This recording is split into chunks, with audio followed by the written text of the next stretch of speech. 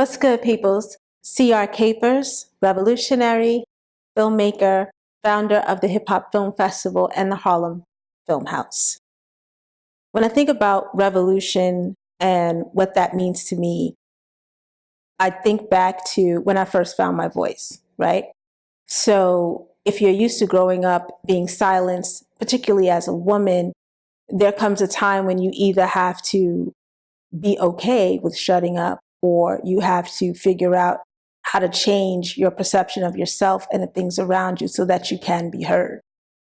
I came up with this motto that I would say to myself, more like a mantra. And I would say, you got to have a revolution of the mind. Change your mind, you change your attitude. Whatever you're thinking about begins to manifest. So I began to envision myself with a voice. And the more I envisioned myself with that voice, the louder it became. It became so loud that I began to stand up for myself in small ways, then more average ways, and then in bigger ways that more so that I could ever thought was possible.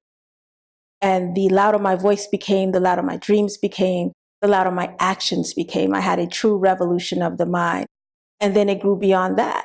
It says, how do you affect change around you now that you've changed yourself? How do you change what's going on? And I began to do broadcasting and radio and things of this nature. And I began to understand that if I could have a revolution of the mind, the people around me could. And together we can change things that we were mad about, things that didn't bode well. We could address the injustice. We could address justice, whatever it was, we could do it. And all it took was to have a revolution of the mind.